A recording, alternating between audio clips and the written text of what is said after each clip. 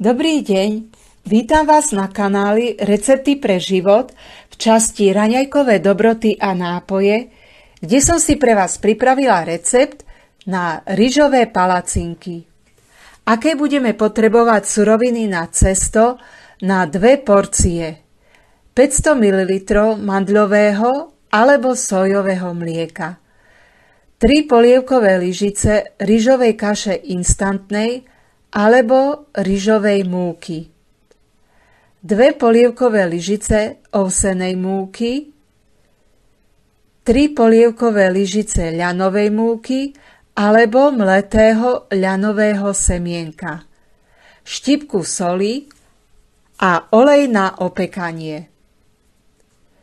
Na plnku budeme potrebovať ovocný rôsol alebo džem. A ešte na ozdobu na vrch 200 ml hustého kokosového mlieka z konzervy, 2 polievkové lyžice mandľových lupienkov, čerstvé alebo mrazené jahody a ochutený med na poliatie. A ako budeme postupovať?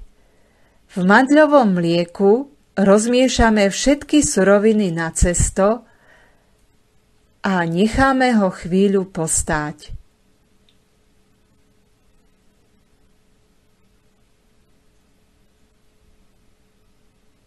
Ak je veľmi husté, ešte ho zriedime mandľovým mliekom.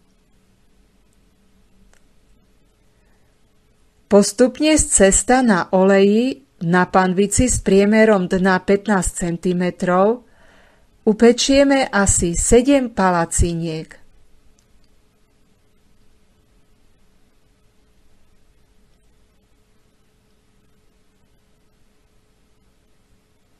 Pečieme ich z jednej i z druhej strany.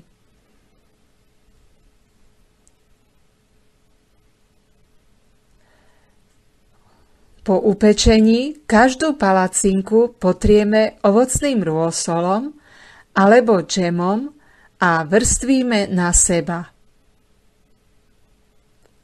Na vrchnú palacinku natrieme husté kokosové mlieko z konzervy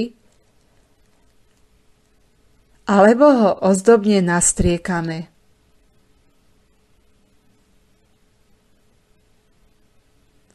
Na to poukladáme umyté jahody.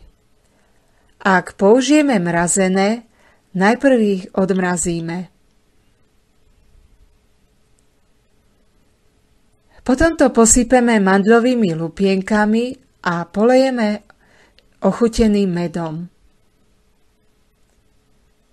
Ďakujem vám za pozretie videa, za prípadné lajky, komentáre, za zdieľanie s priateľmi, za prihlásenie sa na odber a dovidenia pri ďalšom recepte.